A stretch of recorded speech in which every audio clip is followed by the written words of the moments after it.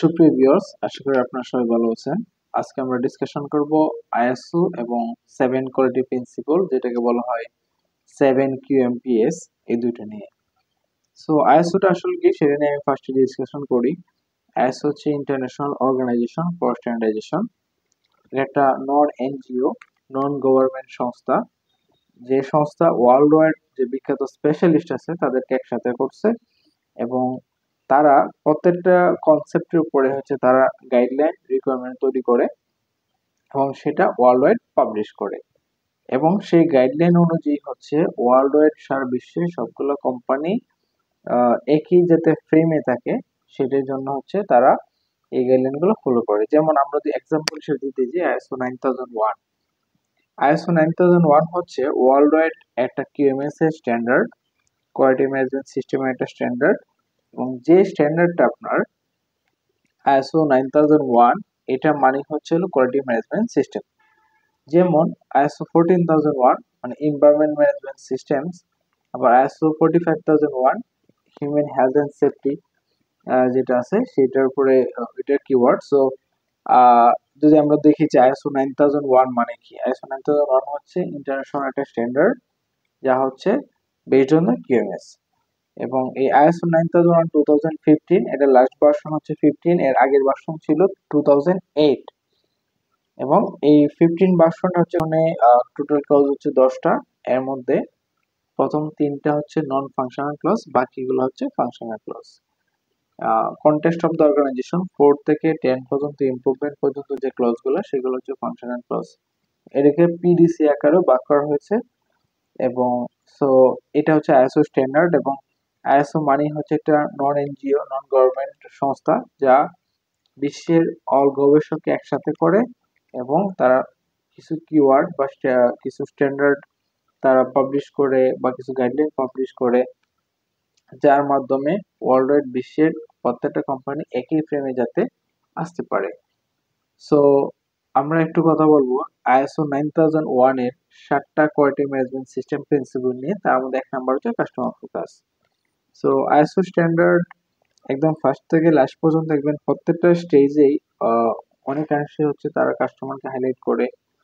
যেমন ফার্স্টে ইন্ট্রোডাকশনেই লেখা আছে যে আইএসও স্ট্যান্ডার্ডের মেইন উদ্দেশ্যই হচ্ছে meet the customer requirement and get customer satisfaction.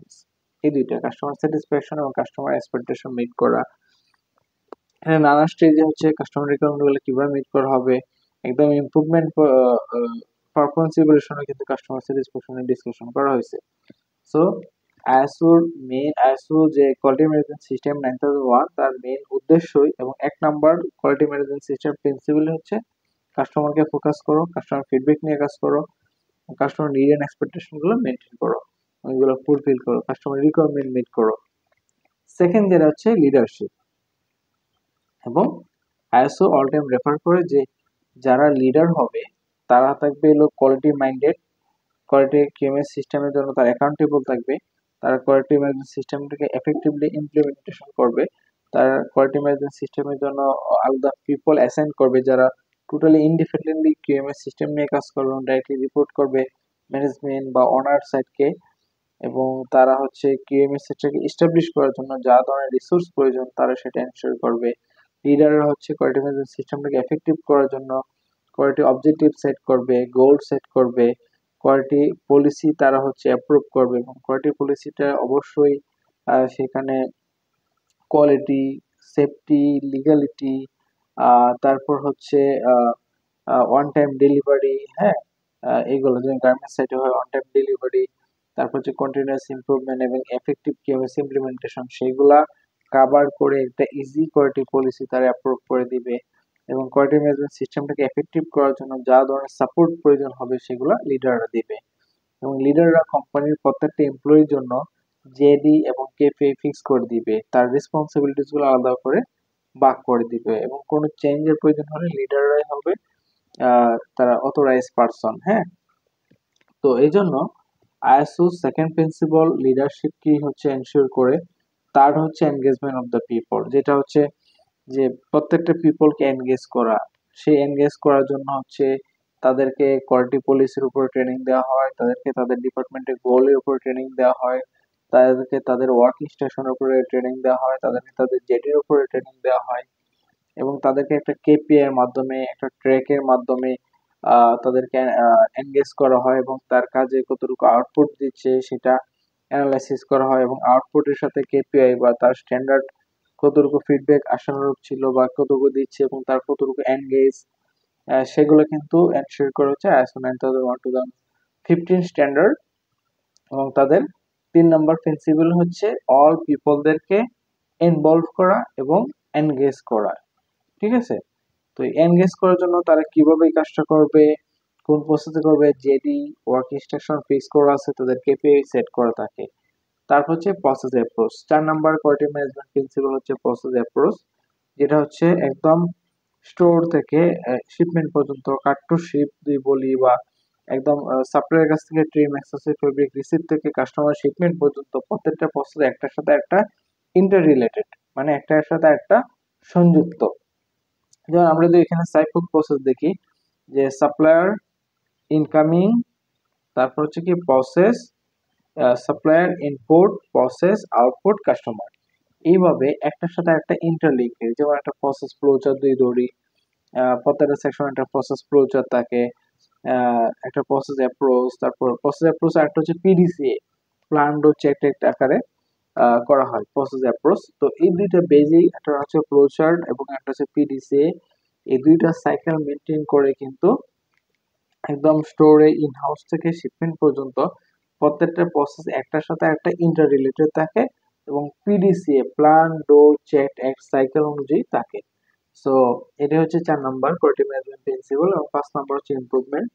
এবং quality management system 9001 always refer করেছে ইমপ্রুভমেন্ট, এবং তাদের যে ক্লজ আছে 10টা ক্লজ, এবং 10টা ক্লজের 10 নম্বর ক্লজটা ডাইরেক্টলি ইমপ্রুভমেন্ট নিয়ে লেখা হয়েছে। সেখানে 10.1, 10.2, 10.3, 10.1 এর জেনারেল ইমপ্রুভমেন্ট নিয়ে ডিসকাশন করা হয়েছে, যে ডাটা অ্যানালাইসিস করার পরে কতটুকু পারফরমেন্স ইনক্রিজ হয়েছে, কতটুকু পারফরমেন্স বাড়ছে, কতটুকু কমছে, আর সেটা এবং কেন কমলো সেটা নিয়ে অ্যানালাইসিস, কারেক্টিভ অ্যাকশন প্ল্যান সেগুলা। এবং 10.2 যেখানে 10.2 তে ডিসকাশন করা হয়েছে নন কনফর্মিং কেন হয়, সেটার জন্য যে নন কনফর্মিং মানে হচ্ছে স্ট্যান্ডার্ড থেকে কতটুকু ডেভিয়েশন আছে, কতটুকু স্ট্যান্ডার্ড মিট করলো না সেটা।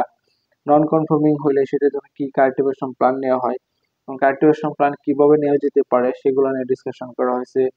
এবং 10.3 তে ডাইরেক্টলি কন্টিনিউয়াস ইমপ্রুভমেন্ট, যেখানে লিন, সিক্স সিগমা, কাইজেন প্রতিনিয়ত ইমপ্রুভমেন্টটাকে প্রিফার করেছে ISO 9001। এই জন্য তাদের 5 নম্বর কোয়ালিটি ম্যানেজমেন্ট প্রিন্সিপাল হচ্ছে ইমপ্রুভমেন্ট। এবং তাদের 6 নম্বর কোয়ালিটি ম্যানেজমেন্ট প্রিন্সিপাল হচ্ছে এভিডেন্স বেসড ডিসিশন মেকিং।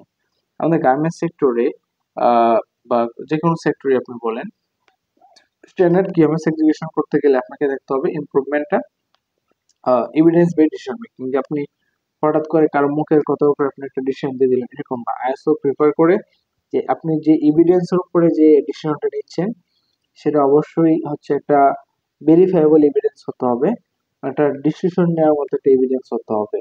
যেমন ধর আমরা কোনো একটা কাজ করার আগে সেটাকে আমরা কি করি, ট্রায়াল দিই, ট্রায়াল দিয়ে দেখি এটা কতটুকু এফেক্টিভ।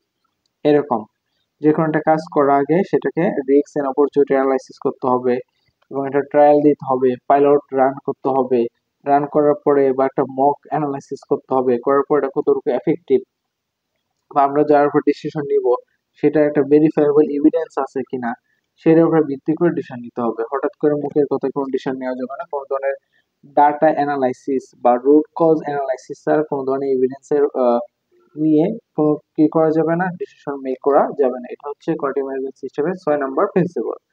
এবং 7 নম্বর যে প্রিন্সিপাল সেটা হচ্ছে রিলেশনশিপ ম্যানেজমেন্ট, এবং কাস্টমারের সাথে কোম্পানির relationship, external source, print embroidery wash, তার সাথে কোম্পানি একটা সোর্স, কাস্টমারের সাথে কোম্পানি একটা সোর্স, সাবকন্ট্রাক্টিং এর সাথে একটা সোর্স।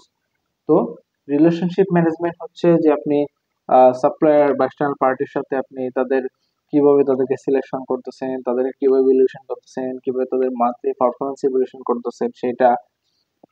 আবার আপনি কিভাবে কাস্টমারের সাথে ডিল করতেছেন, কাস্টমার কিভাবে ফিডব্যাক নিচ্ছেন, কিভাবে কাস্টমার নিড এন্ড এক্সপেকটেশন গুলো ফিল আপ করতেছেন, কিভাবে সাপ্লায়ার নিড এন্ড এক্সপেকটেশন গুলো ফিল আপ করতেছেন, কিভাবে কাস্টমারের ফিডব্যাক নিচ্ছেন, কিভাবে কাস্টমার স্যাটিসফ্যাকশন গুলো অ্যানালাইসিস করতেছেন সেটা। সো এটাই হচ্ছে 7 QMP ISO 9001 অনুযায়ী। তো আমি যদি আবার একটু রিপিট করি, 1 নাম্বার কোয়ালিটি ম্যানেজমেন্ট প্রিন্সিপাল হচ্ছে কাস্টমার ফোকাস, 2 নাম্বার হচ্ছে লিডারশিপ, 3 নাম্বার হচ্ছে এনগেজমেন্ট অফ পিপল, 4 নাম্বার হচ্ছে প্রসেস অ্যাপ্রোচ, 5 নাম্বার হচ্ছে ইমপ্রুভমেন্ট, 6 নাম্বার হচ্ছে এভিডেন্স বেসড ডিসিশন মেকিং এবং 7 নাম্বার হচ্ছে রিলেশনশিপ ম্যানেজমেন্ট। এই 7টা হচ্ছে কোয়ালিটি ম্যানেজমেন্ট প্রিন্সিপাল। এটাকে শর্টলি বলা হয় QMPS, 7 QMP বলা হয়, বা 7টা কোয়ালিটি ম্যানেজমেন্ট প্রিন্সিপাল বলা হয়, বা ISO স্ট্যান্ডার্ড 9001 এর 7টা প্রিন্সিপাল বলা হয়, বা কোয়ালিটি ম্যানেজমেন্ট সিস্টেমের 7টা কি প্রিন্সিপাল বলা হয়। এটাকে এক একজন এক এক নামে ডাকা হয়, আবার কেউ বলে কোয়ালিটি ম্যানেজমেন্ট প্রিন্সিপাল গুলা কি কি বলো। তো এই 7টা প্রিন্সিপালকে নানাভাবে নানা স্টেশনে নানাভাবে ডাকা হয় এবং এগুলো হচ্ছে ISO 9001 স্ট্যান্ডার্ড অনুযায়ী QMS কোয়ালিটি ম্যানেজমেন্ট সিস্টেমের 7টা প্রিন্সিপাল। সো এটা হচ্ছে আমাদের একজন ভিউয়ার্স এর হচ্ছে তার কমেন্ট ছিল যে ISO কি এবং 7 কোয়ালিটি ম্যানেজমেন্ট প্রিন্সিপাল কি, সেগুলো ডিসকাশন করার জন্য। সো সেগুলো ডিসকাশন করেই হচ্ছে করার জন্য হচ্ছে ভিডিওটা তৈরি করা হয়েছে একটু ডিটেলসে। আমি অলরেডি ফার্স্টে শেয়ার করছি, ISO মানে হচ্ছে ইন্টারন্যাশনাল অর্গানাইজেশন ফর স্ট্যান্ডার্ডাইজেশন, একটা আন্তর্জাতিক নন এনজিও সংস্থা যা প্রত্যেকটা সেক্টরকে স্ট্যান্ডার্ডাইজেশনের জন্য কাজ করে এবং তারা নানা ধরনের গাইডলাইন, নানা ধরনের রিকোয়ারমেন্ট তারা কি করে পাবলিশ করে। রিকোয়ারমেন্ট পাবলিশ করার আগে ওই বিষয়ের সাবজেক্ট এক্সপার্টরা একসাথে হয়, তারা একসাথে অপিনিয়নে একমত হয়, হয়ে হচ্ছে তারা এই রিকোয়ারমেন্ট গুলো গাইডলাইন গুলো পাবলিশ করে এবং অলরেডি বিশ্বে যতগুলো কোম্পানি আছে সেই রিকোয়ারমেন্ট গুলো মিট করে তারা ওই স্ট্যান্ডার্ডটা কি করে মিট করে ফিল আপ করে সে অনুযায়ী হচ্ছে অডিট করার মাধ্যমে তারা ISO থেকে 3 বছর মেয়াদী সার্টিফিকেশন নেয় এবং সেই সার্টিফিকেশন আবার ইয়ারলি আবার সার্ভিলেন্স অডিট করতে হয়, মানে এটা তার ধারাবাহিকতা বজায় রাখছে কিনা সেটা অডিট করতে হয়। সো হোপফুলি এটা সম্বন্ধে আপনার ক্লিয়ার। তারপর কারো যদি কোনো ধরনের কনফিউশন থাকে, কোনো কিছু জানা থাকে, অবশ্যই কমেন্টসে লিখবেন, সে অনুযায়ী আমরা ভিডিও তৈরি করব। তো যারা ইংলিশে ভার্সনে ভিউয়ার্স আছে তাদের জন্য বলতে চাই, we are uh, we are talking regarding the ISO. ISO is an international standard organization. Uh, its actually definition meaning ISO means International Organization for Standardization.